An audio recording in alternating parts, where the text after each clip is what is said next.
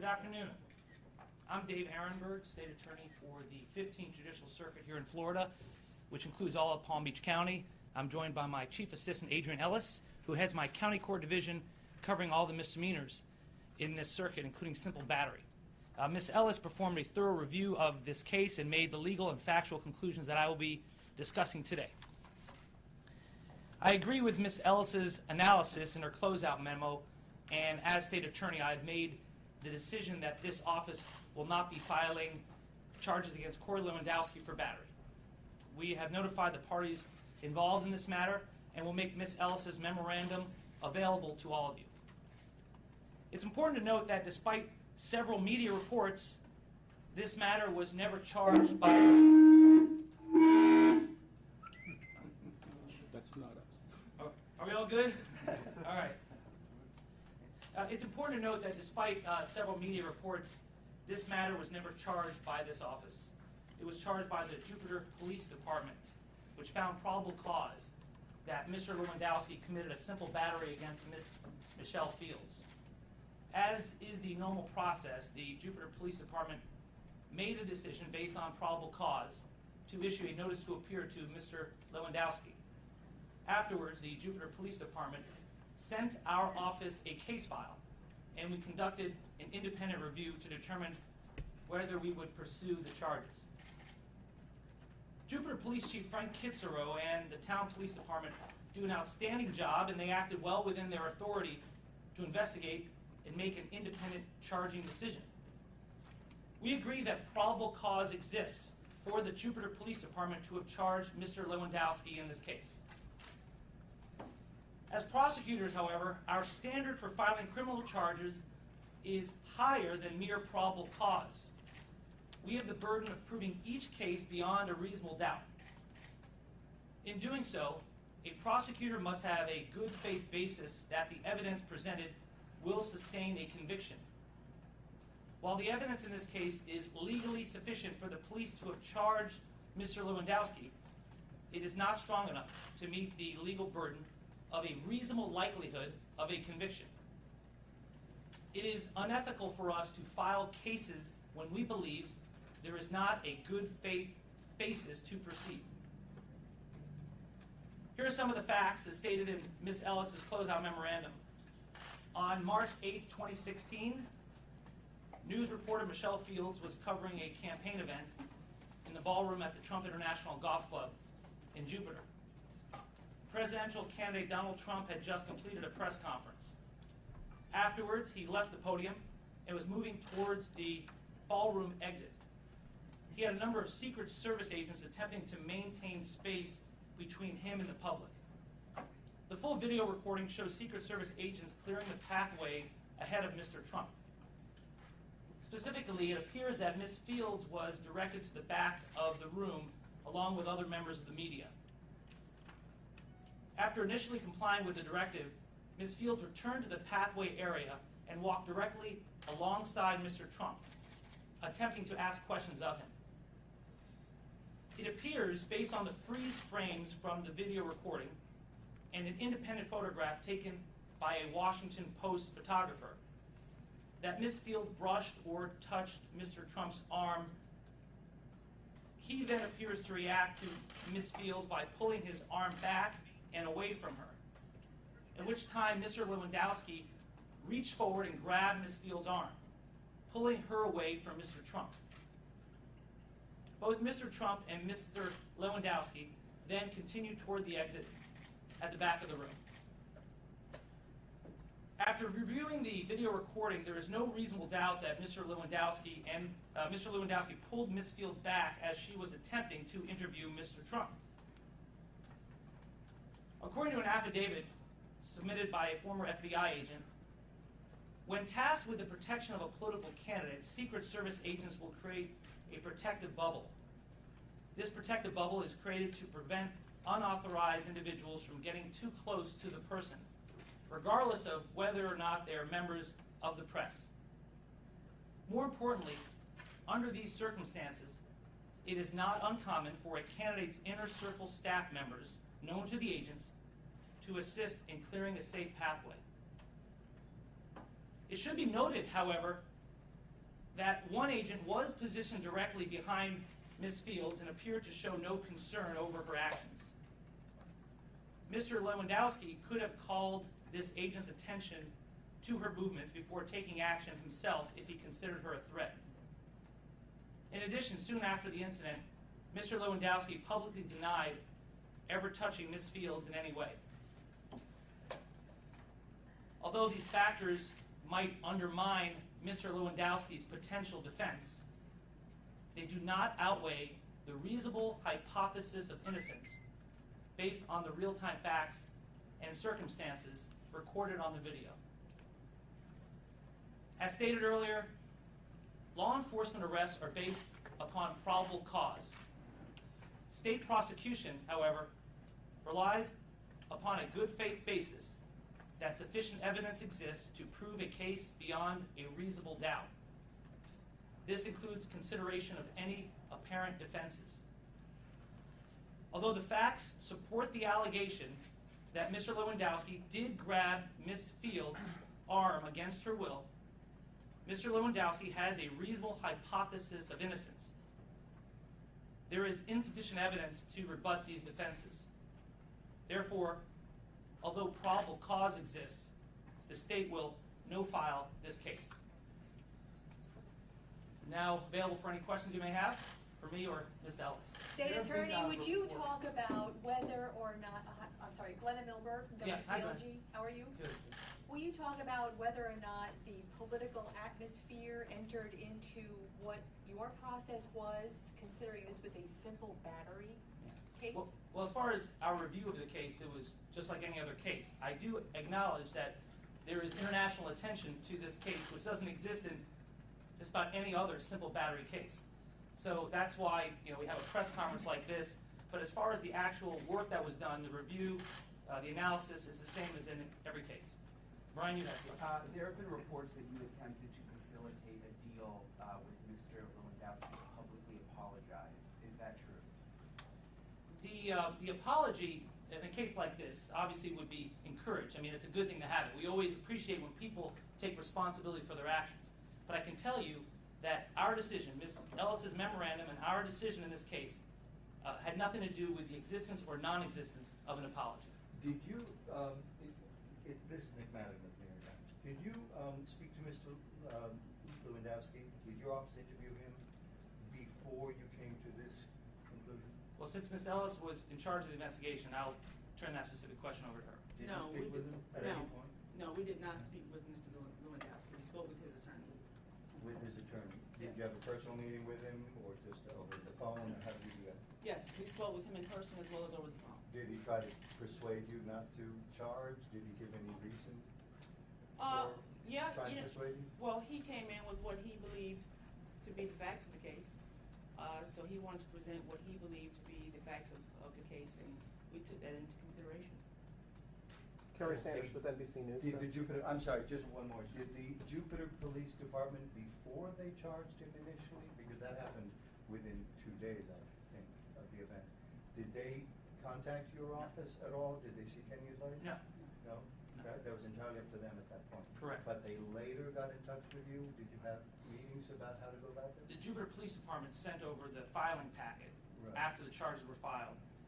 Then when Ms. Ellis did our own investigation for the office, among other things, she interviewed the lead detective in the case from the Jupiter Police Department. In fact, that lead detective was here in this office for more than an hour and a half. Kerry Sanders with NBC News. Yeah. In addition to the photograph, the statements from Ms. Fields and the Washington Post reporter and the videotape that has been released, was there any other physical evidence that you looked at, any other videotapes that we haven't seen, any other photographs that we have not seen? No, we looked at, obviously there was a photograph of a bruise on her arm that we reviewed. And in terms of anything else that we reviewed, everything else is taken from the actual video surveillance recording. Does that include still photographs from these freeze frame shots? Does that include anything where the Secret Service is directing her prior to, that you could actually see them telling Absolutely. her? What is that? Yes, Explain sir. it to me. That is captured on the video surveillance recording. And it shows, or we can hear what? You can't necessarily hear because there's Mr. Trump is leaving, making his way to the exit, so you can't actually hear what's actually being said. You hear noise in the ballroom, but as they are making their way out, what is captured on the video is her, along with other journalists, media, being directed to the back of the ballroom. And you spoke to that Secret Service agent to confirm that that's what he was telling her to do? No, we did not. Kurt Can you Anderson speak from the to- Associated Press. Yes. Can I ask, has anyone spoken with Mrs. Fields today, and does she support this decision, or would she rather have gone forward with the prosecution? We both spoke with Ms. Fields today, and I'll let you speak to her about her thoughts, but it was clear to us she was disappointed by the decision. How so? What kind of message did she convey to you to make you think that? I mean, she wanted a prosecution to go forward. What about the apology? There was a story that if she were to get an apology, she would step back and not ask for you to prosecute. There was no deal where we're going to drop charges in exchange for an apology. But as I said earlier, in a case like this, we do encourage an apology. We think it's a good idea. And I think that had an apology been given at the beginning of all this, we could have avoided the whole criminal justice process for this matter. Has there been an apology since that you're aware of? Well, I know that they were working on one, and they showed me a draft of an apology. I don't know the attorneys for the defendant. Can you tell us what it said?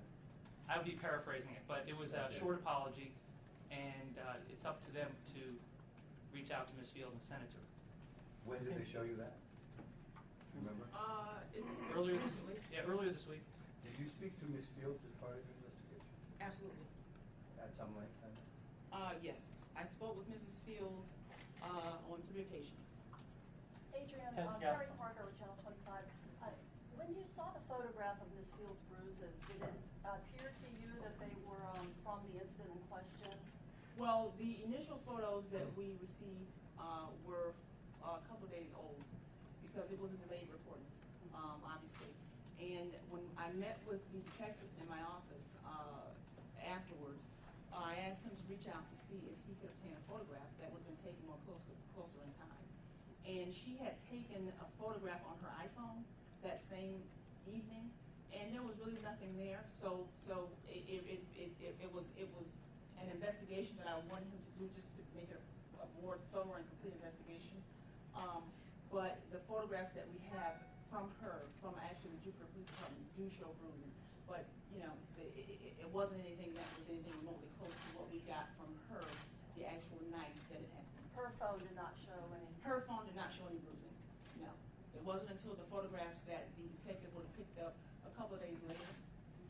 But that's just the That's quality of down with photo WFR issue. from Miami. That's not that there was no injury. Well, that could be what happens when someone's bruised. You know. But the bruise comes up later. Exactly. Yes, sir. Ted Scout, WFR Miami. Can you talk about that protective bubble that we see in the memo here, and kind of what you say that she did, got kind of getting into that bubble there?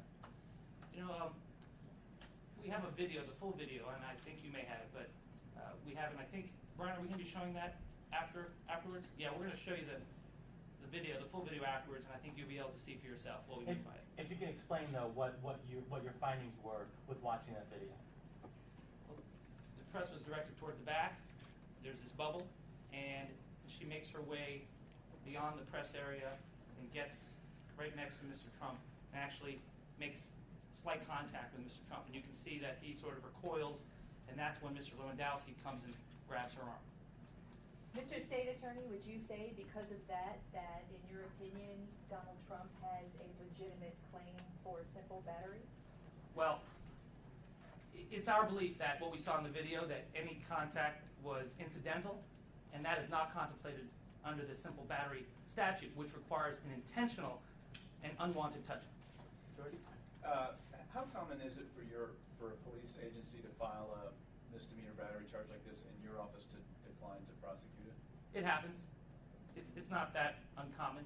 We review misdemeanors that come in, charges that are filed by police agencies, because we ethically have to make a decision whether we have a good faith basis to prosecute or whether there's reasonable doubt. If we know in advance that reasonable doubt exists and we're not going to be able to get a conviction or even beyond a judgment of acquittal by the judge, we can't ethically file those charges.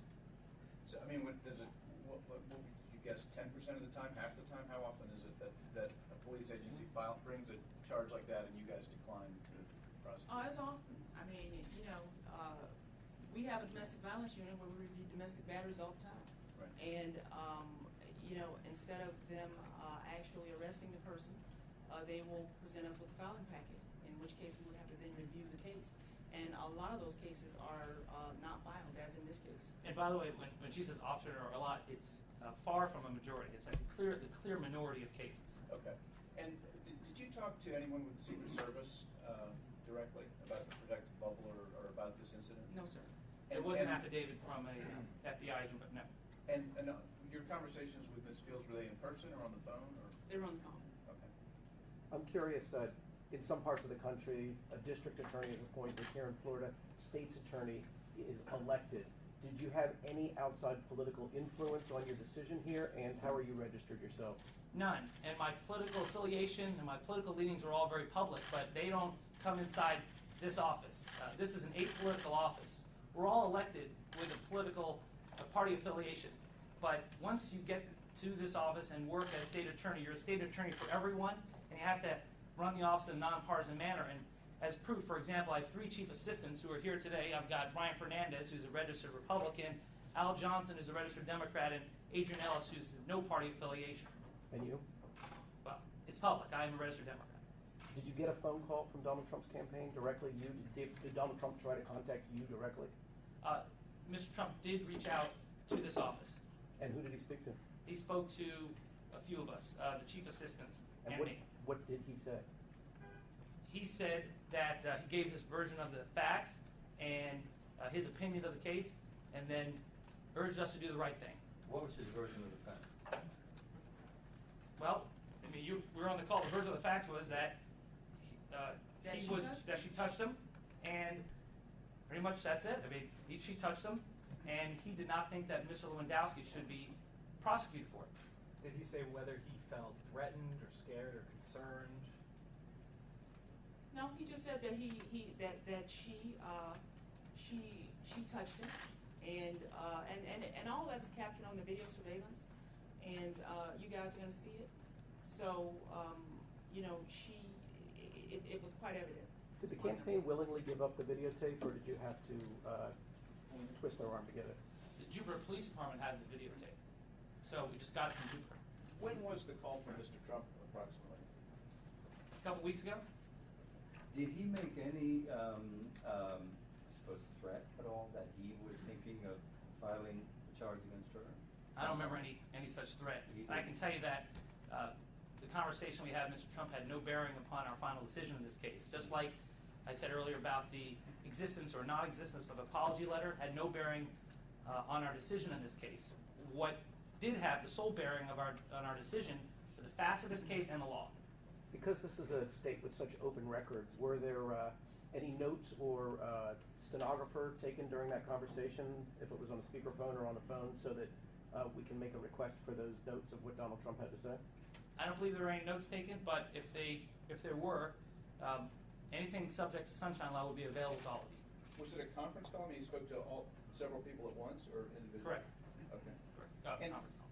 Can you, as a longtime person in politics here locally, can you describe your relationship with Mr. Trump, how well you know him, and what type of events or? Yeah, I got a kick out of the whole political angle because at first they were saying that somehow I was doing this on behalf of Hillary Clinton, and then they found out I was law school housemates, dorm mates with Ted Cruz. He and I actually shared a bathroom first year of law school. I assure you had no impact upon our decision. I knew Marco Rubio in the Florida legislature, and I have met Mr. Trump on a few occasions. I've been to Mar-a-Lago. Last time I was there were 800 others there, so it's not quite a private setting. So, you know, I do, the fact that I have a relationship with several of the people who are running for president has no bearing upon our decision in this case. Our decision was made solely on the facts, solely on the evidence, and solely on the law. What law school was that, where you shared a room, or bathroom, I guess? With It was Harvard Law School, and it was Hastings Hall.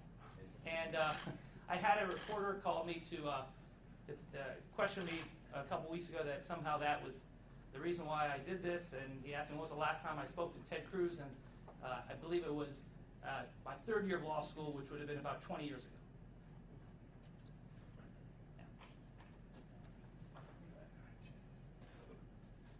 Last questions, and then we can play the video if y'all are interested. Zach Fagenson with Reuters. In Ms. Ellis's memo, it talks about how sometimes campaign staff can sort of participate in assisting Secret Service as forming part of the bubble. I mean, is that written down anywhere? Is that codified anywhere? Is that just sort of an accepted practice within campaigning? I believe that came from the sworn statement from the FBI agent, whom we quote in the memorandum. On the politics side, you made it clear that politics was not a factor in your decision, but did people try to influence you politically? No, absolutely not. Okay. Ms. Ellis, what's your first name? Adrienne? Adrienne? Yes, sir. N-N-E at the end? Yes, sir. Okay. And your title? I'm one of the chief assistant state attorneys. Is there interest in the video? Yeah, play? Okay, sure. okay, we're looking for the volunteer.